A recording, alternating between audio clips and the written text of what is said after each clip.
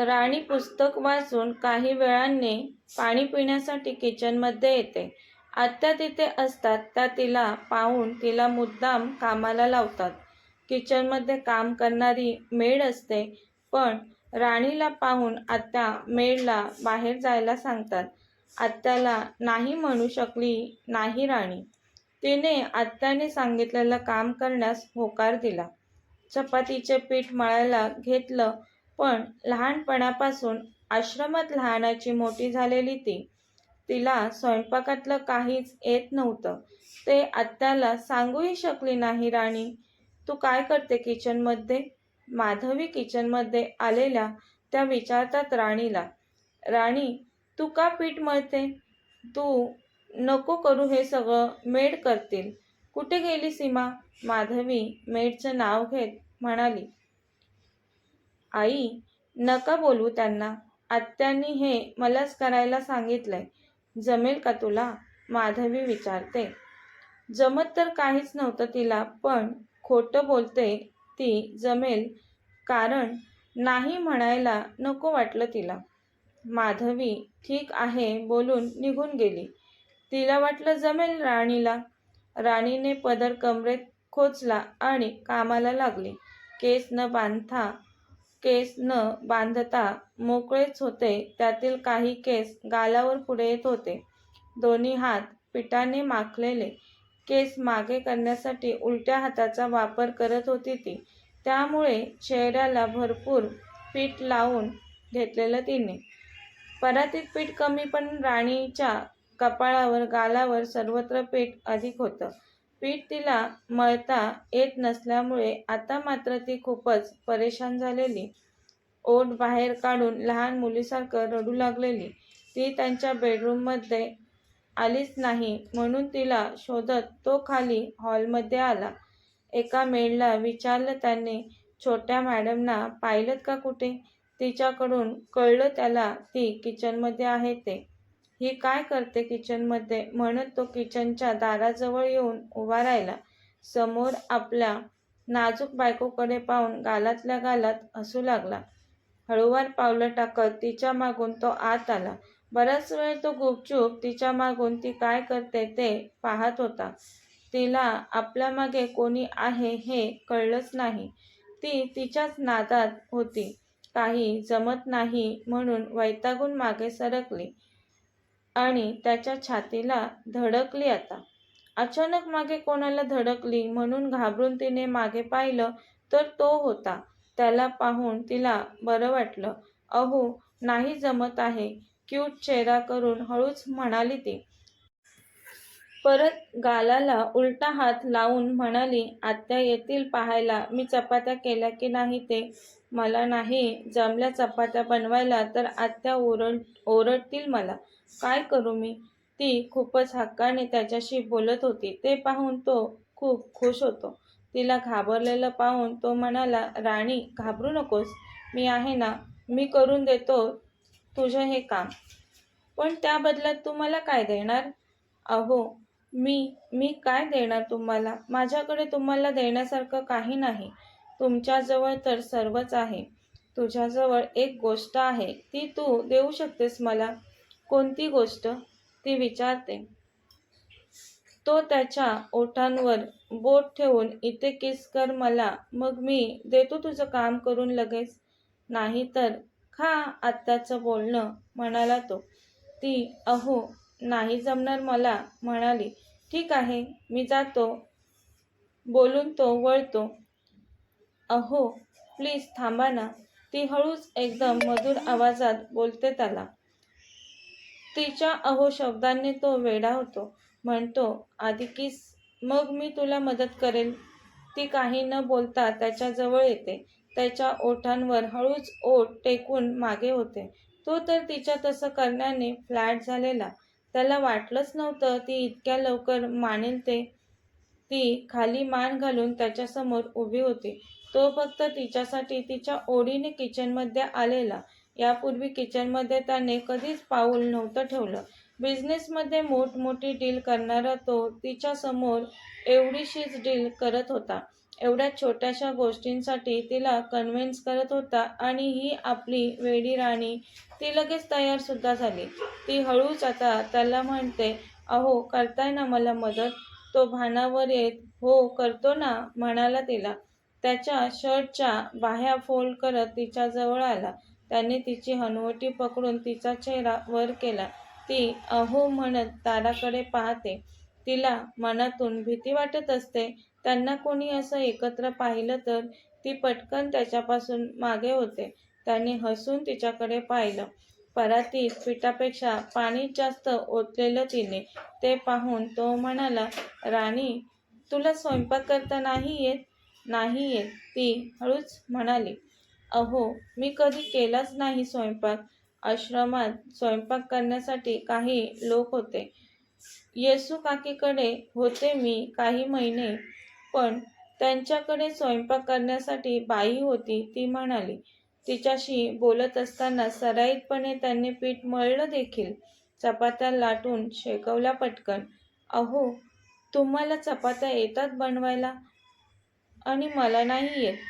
कशाला यायला हव्या चपात्या तुला? तुला काम करण्याची काहीच गरज नाही, तो म्हणाला तिला. अहो, तुम्ही मला मदत केली ते अजिबात कोणालाच काही सांगायचं नाही हा. नाहीतर सांगाल तुम्ही आणि मला आत्याची बोलणी खावी लागतील. ती किती हक्काने बोलत होती त्याला. त्याने हसून फक्त मान नाही मध्ये हलवली. तिला कळलं तो कोणालाच काही सांगणार नाही ते. अहो, आता जावा तुम्ही लवकर किचनमधून बाहेर. तुम्हाला कोणी पाहिलं तर प्रॉब्लेम होईल. कोणाच्याही नजरेस न पडता गुपचूप बेडरूममध्ये जावा तुम्ही, म्हणाली ती त्याला.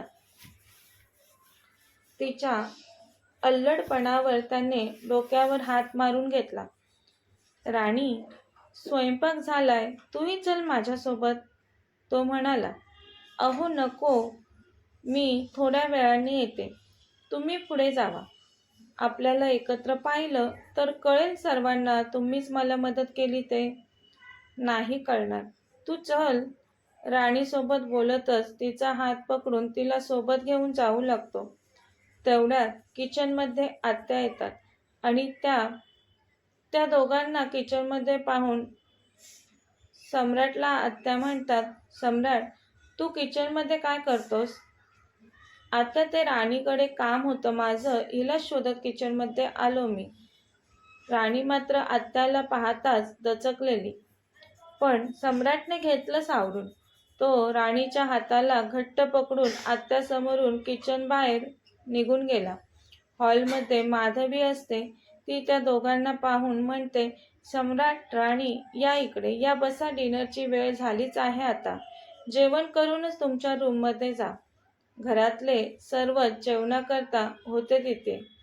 आत्या किचनमधून बाहेर येत राणीला म्हणते, सुनबाई, स्वयंपाक बनवला तो वाढायचाही असतो. उठ, सर्वांना वाढायला घे. सम्राटला आत्याचा खूप राग येतो. तो जळजळीत नजरेने आत्याकडे पाहतो. पण माधवी नजरेने सम्राटला शांत बसायला सांगते. राणी मेडसोबत किचनमध्ये जाते. किचनमधून जेवणाची भांडी आणून राणी सर्वांच्या प्लेटमध्ये जेवण वाढते. राणी बसली नव्हती अजून जेवायला. सर्वांनी जेवायला सुरुवात केली. सम्राट किचनमध्ये गेलेल्या राणीची जेवायला येण्यासाठी वाट पाहत असतो. हिला एवढा वेळ का लागतोय? जेवायचं नाही का हिला? तो मनात म्हणतो. शेवटी माधवीला न राहून म्हणतो, आई, राणीला बोलव जेवायला. ती काय करते किचनमध्ये एवढा वेळ? अरे येईल ती, तू कर सुरुवात. म्हणून माधवी जेवू लागते. पण सम्राट राणीबद्दल विचार करतोय, तिची काळजी करतोय हे पाहून त्यांना आनंद झाला. माधवी मनातच म्हणते, सम्राटच्या संसाराची गाडी हळूहळू रुळावर येत आहे आता. थोड्याच वेळात राणी तिथे येऊन जेवायला बसली. सर्वांचं जेवण उरकलं. सर्व आपापल्या रूममध्ये निघून गेले. राणी रूममध्ये गेल्यावर पुस्तक वाचत बसलेली. ही अभ्यास करत आहे स्वतःशीच म्हणत. तिला डिस्टर्ब न करता तो बेडवर झोपला. दुसऱ्या दिवशी सकाळी तो फ्रेश होऊन तिला म्हणाला, चल आवर लवकर तुझं. तुला मी कॉलेजला सोडेल आणि तिथूनच ऑफिसला जाईल. तशी ती नाही नको, मी नाही जाणार कॉलेजला म्हणाली त्याला. तुला कॉलेजला जाऊन कामावर सुद्धा जायचं आहे. तू कसलंच टेन्शन घेऊ नकोस. तू सम्राटची बायको आहेस. तुला आता कोणीच थोडाही त्रास नाही देणार. अहो पण आपलं नातं कोणाला कळू द्यायचं नव्हतं ना तुम्हाला? राणी हो, पण आता तसं नाही. आता मला ओरडून ओरडून सर्वांना सांगावं वाटतंय राणी तू माझी बायको आहेस ते. ती त्याच्याकडे फक्त पाहत राहते. तो तिच्यासमोर टिचकी मारून तिला विचारतो, काय? कुठे हरवलीस? अहो मला तुमचं वागणं खरंच कळत नाही. तो तिला हाताला पकडून ये बस इथे. तिला बेडवर बसवत म्हणाला, राणी तुला आठवतंय? ती प्रश्नार्थक नजरेने त्याच्याकडे पाहते. तुझी मैत्रीण लावण्य, तिचं लग्न होतं तेव्हा मी एका माणसाला पकडण्यासाठी त्याच्या मागे वेगाने धावत होतो आणि माझा धक्का एकदा नाही तर दोनदा तुला लागला.